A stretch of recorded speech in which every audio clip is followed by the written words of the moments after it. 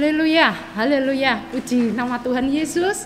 Selamat pagi Bapak Ibu Saudaraku yang dikasihi dan diberkati oleh Tuhan Yesus selalu. Berjumpa kembali pada sarapan firman, yaitu kita menghidupi firman Allah di dalam setiap kehidupan kita. Puji Tuhan, judul pada sarapan firman pada pagi hari ini, saya beri judul berhasil versus beruntung. Nah, Bapak Ibu Saudaraku, kalau pada pagi hari ini ada satu pertanyaan buat kita ya. Apakah kita memilih beruntung atau berhasil? Pasti di antara kita ada yang menjawab milih beruntung, ada juga yang memilih berhasil.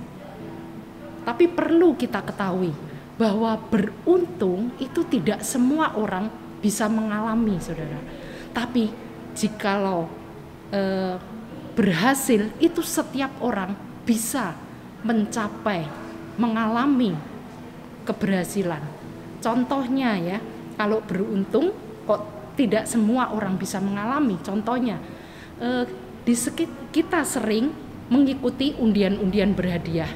Misalnya di Indomaret, di supermarket besar atau di bank.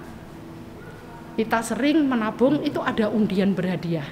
Nah, di sini kalau undian berhadiah belum tentu kita mendapat hadiah itu, mencapai hadiah itu.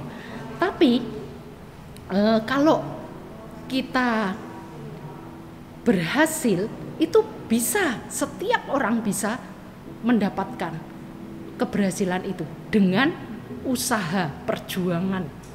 Nah, di sini kalau beruntung itu tidak banyak yang mengalami keberuntungan di dalam kita mengikuti undian-undian berhadiah. Mari kita lihat di dalam Mazmur pasal yang pertama, ayat yang pertama sampai dengan yang ketiga. Demikian firman Tuhan. Berbahagialah orang yang tidak berjalan menurut nasihat orang fasik, yang tidak berdiri di jalan orang berdosa, dan yang tidak duduk dalam kumpulan pencemooh, tetapi yang kesukaannya ialah Taurat Tuhan, dan yang merenungkan Taurat itu siang dan malam. Ia seperti pohon yang ditanam di tepi aliran air, yang menghasilkan buahnya pada musimnya, dan yang tidak layu daunnya. Apa saja yang diperbuatnya berhasil. Amin. Puji Tuhan. Firman Allah pagi ini ada kata berhasil. Berhasil di sini yaitu butuh perjuangan, butuh proses. Yaitu kita harus melakukan, kalau kita melihat ayat yang ketiga firman Tuhan ya, kita akan, apa yang diperbuat kita akan berhasil. Itu perlu kita melakukan terlebih dahulu ayat yang kedua, yaitu kita yang kesukaannya ialah Taurat Tuhan, merenungkan Taurat itu siang dan malam. Ini suatu proses perjuangan kita untuk kita berhasil. Tetapi kalau berjuang itu tidak perlu kita bersusah payah, tidak perlu kita persiapan, tapi langsung kita dapatkan. Nah, sekarang ada satu pertanyaan, lebih mudah mana kita mengalami keberhasilan atau keberuntungan? Kalau saya menjawab, itu lebih mudah kita mengalami keberhasilan yang terjadi di dalam kehidupan kita. Kenapa, saudara?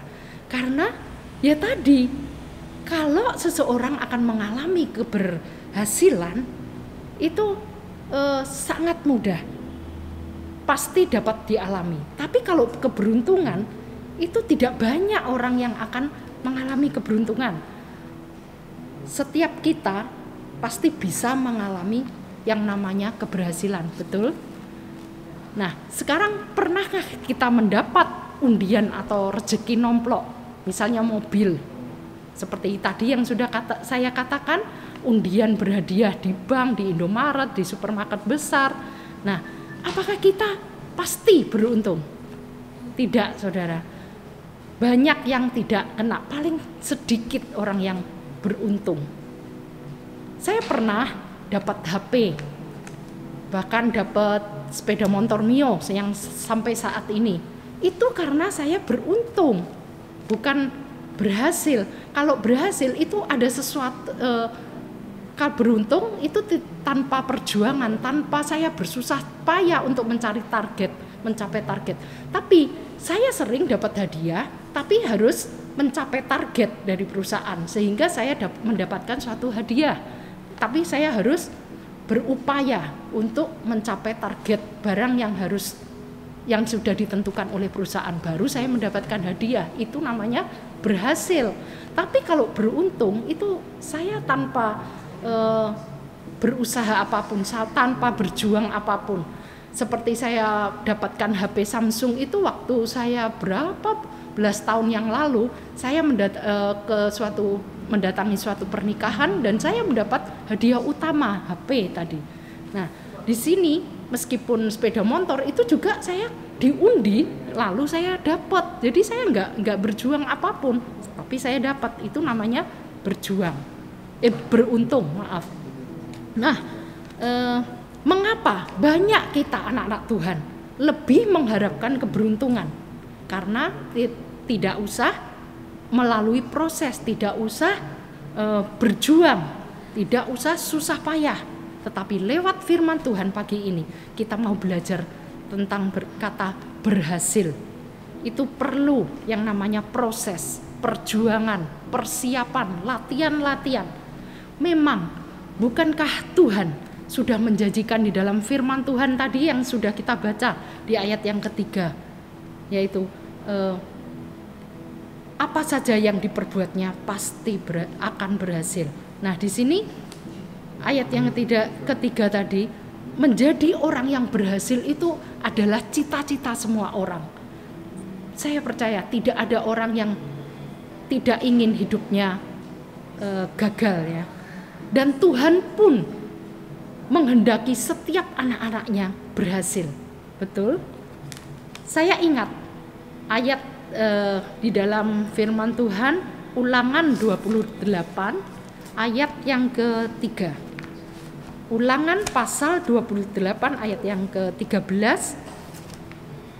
Firman Tuhan katakan, Tuhan akan mengangkat engkau menjadi kepala dan bukan menjadi ekor. Engkau akan tetap naik dan bukan turun apabila engkau mendengarkan perintah Tuhan Allahmu yang kusampaikan pada hari ini, kau lakukan dengan setia. Amin, puji Tuhan. Jadi di sini Tuhan menghendaki kita menjadi kepala bukan ekor. Kita akan tetap naik bukan turun apabila kita mendengarkan perintah Tuhan yang disampaikan dan kita lakukan dengan setia.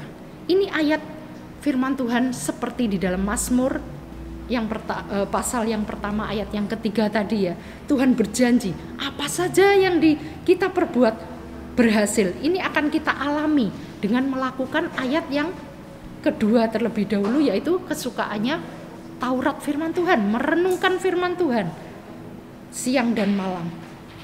Begitu juga di dalam Ulangan pasal 28 ayat 13, kita akan menjadi kepala naik. Dan di sini kita simpulkan bahwa berhasil itu butuh suatu perjuangan, butuh suatu persiapan, proses, latihan-latihan, yaitu kita memberikan waktu kita tekun menghidupi firman Allah di dalam setiap kehidupan kita. Memang sering terjadi kesalahpahaman tentang keberhasilan di dalam kehidupan kita ya. Kita maunya instan, cepat ya. Sehingga apa yang kita lakukan itu kadang keliru, salah. Ingat saudaraku, bagian kita adalah mempersiapkan diri kita, yaitu dengan susah payah berjuang supaya baik di dalam kehidupan kita ya, merenungkan firman Tuhan, menyediakan waktu kita bersekutu dengan Tuhan, lebih dekat dengan Tuhan, hidup di dalam pelayanan kita. Lalu bagian Tuhan adalah membuka pintu kesempatan buat kita. Bagian Tuhan membuka pintu mujizat buat kita. Bagian Tuhan membuka pintu berkat buat kita. Nah, jika kita sudah melakukan persiapan-persiapan, tetapi tidak bertemu dengan kesempatan daripada Tuhan, kita tidak akan berhasil. Seperti orang yang ikut lomba olahragawan ya, dia sudah mempersiapkan, itu tidak menjamin bahwa dia menang. Kehidupan kita pun demikian. Kita sudah mempersiapkan kehidupan kita, rajin ibadah, rajin doa. Tetapi kalau kita tidak bertemu dengan kesempatan dari Tuhan, kita tidak akan berhasil. Jadi kita mau berhasil, kita butuh Tuhan Yesus. Kita butuh kesempatan daripada Tuhan Yesus kepada setiap persiapan-persiapan kita tadi. Tapi percayalah, Tuhan Yesus pasti menepati janjinya. Janji firman Tuhan adalah ya dan amin. Tuhan Yesus akan memberikan keberhasilan, kesuksesan. Memang Tuhan Yesus beri kepada orang-orang yang tahu akan persiapan-persiapan, mempersiapkan diri. Karena kita simpulkan ya, keberhasilan itu adalah kesiapan kita berjumpa dengan kesempatan daripada Tuhan. Jika kita mempunyai kesempatan rohani, renungkan firman Tuhan siang malam, hidup dalam doa, menghidupi firman Tuhan, taat firman Tuhan, takut akan Tuhan Yesus, saya percaya persiapan-persiapan rohani kita ini pasti suatu waktu kita akan berjumpa dengan pintu kesempatan, pintu berkat, pintu mujizat daripada Tuhan Yesus. Kita akan mengalami satu keberhasilan. Tuhan ingin kita, anak-anaknya, menjadi pribadi yang unggul. Seperti yang sudah kita baca di dalam Ulangan pasal 28 ayat 13 tadi ya, bahwa kita akan menjadi kepala bukan ekor. Nah, kita saat ini mungkin mengalami kegagalan. Saudara, jangan putus asa. Orang yang berhasil adalah orang yang tidak pernah gagal. Salah tuh, saudara.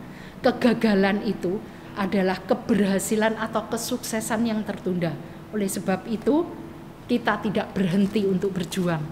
Banyak firman Allah sudah mencatat tokoh-tokoh yang hidupnya mengalami kegagalan dulunya, lalu akhirnya hidupnya dipakai oleh Tuhan sebagai alatnya. Contoh Petrus, Yunus, Matius, Rahab, Daud, dan lain-lain masih banyak.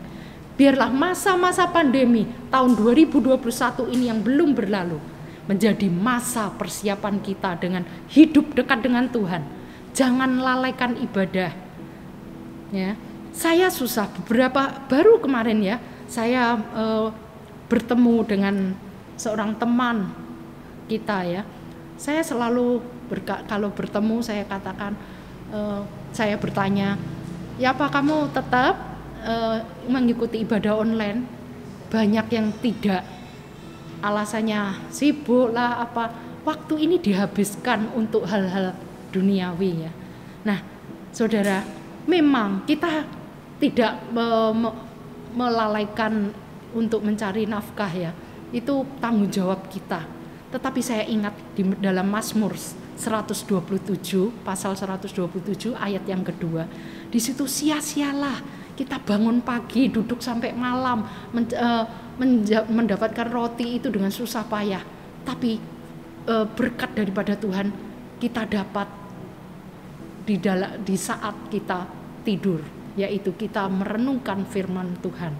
Kita perlu perjuangan, perlu persiapan hidup dengan Tuhan. Bangun pagi-pagi, cari Tuhan Yesus. Maka jika kita ketemu dengan pintu kesempatan daripada Tuhan, pintu berkat daripada Tuhan, pintu mujizat daripada Tuhan, kita akan mengalami keberhasilan. Seperti Yosua, Bapak Ibu Saudara bisa baca ya, Yosua pasal 1 ayat yang kedua, itu suatu keberhasilan Yosua. Yosua berhasil dia menggantikan Musa. Dia berhasil membawa bangsa Israel untuk masuk di dalam tanah Kanaan. Ini suatu keberhasilan. Itu perlu persiapan. Yosua bersiap, saudara. Sebelum Musa meninggal, dia bersiap sedia. Itu perintah Tuhan. Di situ Tuhan suruh di dalam Yosua pasal 1 ayat yang kedua. Tuhan suruh Yosua untuk bersiap. Ada satu persiapan. Tuhan Yesus berjanji kepada kita akan berhasil. Kita memang beruntung punya Tuhan Yesus, ya. Bukan berarti kita tidak beruntung. Kita beruntung punya Tuhan Yesus sebagai Tuhan dan Juru Selamat kita. Tapi ingat, apa yang dijanjikan Tuhan pada kita? Yaitu pengajaran yang betul. Yaitu tahun 2021. Masa pandemi ini adalah masa persiapan kita. Maka akan terbuka pintu kesempatan, pintu berkat, pintu mujizat dari Tuhan Yesus. Jangan biarkan masa pandemi ini dirampok oleh iblis. Kesiapan kita jika bertemu dengan pintu kesempatan dari Tuhan, maka keberhasilan dari Tuhan Yesus pasti akan kita alami. Daud sudah memberi kunci utama untuk meraih keberhasilan, yaitu tunduk, setia kepada Tuhan Yesus, suka merenungkan firman Tuhan, melakukan firman Tuhan, serta mengandalkan Yesus di dalam segala hal. Niscaya apa saja yang kita perbuat, kita akan berhasil. Amin. Puji Tuhan, jangan pernah menyerah. Utamakan Tuhan Yesus saja adalah kunci keberhasilan. Haleluya. Puji Tuhan, selamat beraktivitas, selamat mengecap dan melakukan firman bersama Tuhan Yesus, maka kita akan berhasil.